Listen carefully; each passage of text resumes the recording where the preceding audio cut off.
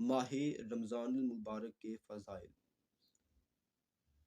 پروردگار عالم نے اپنے بندوں پر جو خاص انعامات کیے ہیں ان میں سے ایک قابل قدر اور عظیم الشان انعام ماہ رمضان بھی ہے۔ ماہ رمضان المبارک کے فضائل کا کیا کہنا کہ اللہ رب العزت نے اس کی ایک ایک گھڑی میں بے شمار خیر و برکت جمع فرما دی۔ عرش اٹھانے والے فرشتے بھی روزہ دار کی دعا پر آمین کہتے ہیں۔ اور ایک حدیث شریف میں آیا، نبی پاک علیہ الصلوۃ والسلام نے ارشاد فرمایا کہ روزہ داروں کے لیے دریا کی مچھلیاں افطار تک دعائے مغفرت کرتی رہتی ہیں۔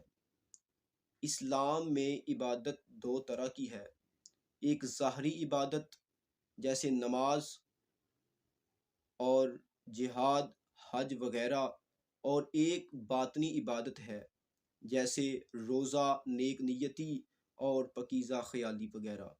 ان دونوں میں سے جو دوسری عبادت ہے جسے باطنی عبادت کہتے ہیں اس کو زیادہ اہمیت حاصل ہے، کیونکہ باطنی احوال اللہ تبارک و تعالی اور اس کے بندوں کے درمیان پوشیدہ معاملات ہیں یہاں تک کہ بندہ اسے ظاہر کرے۔ اور حدیث شریف میں آیا، نبی پاک علیہ الصلوۃ والسلام نے ارشاد فرمایا کہ روزہ عبادت کا دروازہ ہے۔ اس ماہ مقدس میں اللہ رب العزت نبی کریم علیہ الصلوۃ والسلام کی امت پر 5 خصوصی نعمتوں کو سرفراز فرماتا ہے۔ سرکار دو جہاں صلی اللہ تعالی علیہ وآلہ وبارک وسلم کا فرمان عالی شان ہے، فرمایا کہ میری امت کو ماہ مقدس میں 5 ایسی نعمتوں سے سرفراز فرمایا گیا جو مجھ سے پہلے کسی نبی کو وہ نعمتیں عطا نہیں کی گئیں۔ وہ نعمتیں کون سی ہیں؟ پہلی نعمت کہ اللہ رب العزت جب ماہ مقدس کی پہلی رات آتی ہے تو اللہ کریم ان کی طرف نظر رحمت فرماتا ہے، اور جس کی طرف اللہ رب العزت نظر رحمت فرماتا ہے اس کو عذاب نہیں دے گا۔ اور اسی طرح دوسرا فضائل کیا ہے، دوسری نعمت کیا ہے جو اللہ تعالیٰ نے نبی پاک علیہ الصلوۃ والسلام کی امت کو عطا کی؟ فرمایا کہ شام کے وقت جو روزہ دار کے منہ سے بو آتی ہے بھوک کی وجہ سے، خالق کائنات نے فرمایا مجھے وہ مشک کی خوشبو سے بھی زیادہ پسند ہے۔ اور تیسری نعمت کون سی ہے؟ فرمایا کہ روزہ دار کے لیے فرشتے دن اور رات دعائے مغفرت کرتے رہتے ہیں۔ اور نمبر 4 کیا ہے؟ خالق کائنات جنت کو حکم دیتا ہے کہ میرے نیک بندوں کے لیے آراستہ ہو جا، ان قریب وہ دنیا کی مشقت کو چھوڑ کر میرے کرم والے گھر آئیں گے۔ اور نمبر 5، جب رمضان المبارک کی آخری رات آتی ہے تو اللہ کریم سب کو بخش دیتا ہے، سب کی مغفرت فرما دیتا ہے۔ قوم میں سے ایک شخص نے کھڑے ہو کر عرض کی، یا رسول اللہ کیا یہ لیلۃ القدر کی رات ہے؟ ارشاد فرمایا نہیں۔ نبی پاک نے فرمایا کیا تم نہیں دیکھتے کہ جب مزدور اپنی مزدوری مکمل کر لیتا ہے، اپنا کام سے فارغ ہو جاتا ہے، اپنا کام مکمل کر لیتا ہے تو اسے اس کی اجرت ادا کر دی جاتی ہے۔ اب بات کرتے ہیں رمضان کے نام کے بارے میں۔ حضرت علامہ مفتی احمد یار خان نعیمی رحمۃ اللہ تعالی علیہ تفسیر نعیمی میں ارشاد فرماتے ہیں کہ اس ماہ مقدس کے 4 نام ہیں۔ پہلا نام ماہ رمضان، دوسرا نام ماہ صبر، اور تیسرا نام ماہ مواسات، اور چوتھا نام ماہ وسعت رزق ہے۔ اور مزید ارشاد فرماتے ہیں اس کو ماہ صبر اس لیے کہا جاتا ہے کہ روزہ صبر ہے، جس کی جزا اللہ رب العزت کے پاس ہے اور وہ اسی مہینے میں رکھا جاتا ہے، اس لیے اسے ماہ صبر کہتے ہیں۔ اور مواسات کا معنی ہے بلائی کرنا۔ اس مہینے میں مسلمانوں کے ساتھ بلائی کرنا اور خاص طور پر اپنے اہل و عیال کے ساتھ، اپنے قرابت کے ساتھ بلائی کرنا زیادہ ثواب کا باعث ہے، اس لیے اسے ماہ مواسات کہتے ہیں۔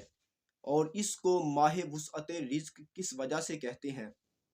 کیونکہ اس مہینے میں رزق کی فراوانی ہوتی ہے اور غریب بھی اس مہینے میں اللہ کریم کی باکثرت نعمتیں کھاتے ہیں جو دوسرے مہینوں میں نہیں کھا پاتے، اس لیے اسے ماہ وسعت رزق کہتے ہیں۔ اس مقدس مہینے میں اپنے اہل و عیال پر زیادہ سے زیادہ خرچ کریں۔ حدیث شریف میں آیا، نبی پاک علیہ الصلوۃ والسلام نے ارشاد فرمایا کہ اپنے اہل و عیال پر اس ماہ میں فراخ دلی سے خرچ کرو۔ اور امیر المؤمنین حضرت فاروق اعظم رضی اللہ تعالی عنہ فرماتے ہیں کہ اس مہینے کو خوش آمدید کہو، کیونکہ یہ مہینہ ہمیں پاک کرنے آیا ہے۔ اس مہینے میں خیر ہی خیر ہے، دن کا روزہ ہو یا رات کا قیام ہو، اس مہینے میں خرچ کرنا جہاد میں خرچ کرنے کا درجہ رکھتا ہے۔ اور اب بات کرتے ہیں رمضان المبارک کے فضائل کی۔ حضرت عبداللہ بن عباس رضی اللہ تعالی عنہ فرماتے ہیں کہ نبی کریم علیہ الصلوۃ والسلام نے ارشاد فرمایا کہ جو بندہ مکہ معظمہ میں رمضان پائے اور اس کا روزہ رکھے، اور جو شخص مکہ معظمہ میں روزہ رکھے گا اور رات کو جتنا میسر ہو قیام کرے گا، اللہ تبارک و تعالی اس بندے کو اور اس جگہ کے مقابل 1,00,000 رمضان کا ثواب لکھ دے گا اس کے نامہ اعمال میں۔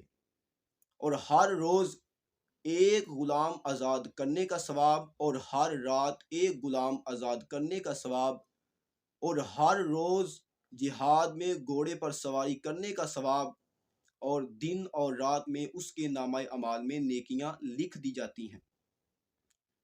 اس ماہ مقدس کے فضائل اور عظمت بیان کرتے ہوئے نبی پاک علیہ الصلوۃ والسلام نے ارشاد فرمایا کہ جب رمضان المبارک کا مہینہ آتا ہے تو آسمان کے یعنی رحمت کے دروازے کھول دیے جاتے ہیں اور دوزخ کے دروازے بند کر دیے جاتے ہیں، اور شیاطین کو زنجیروں میں جکڑ دیا جاتا ہے۔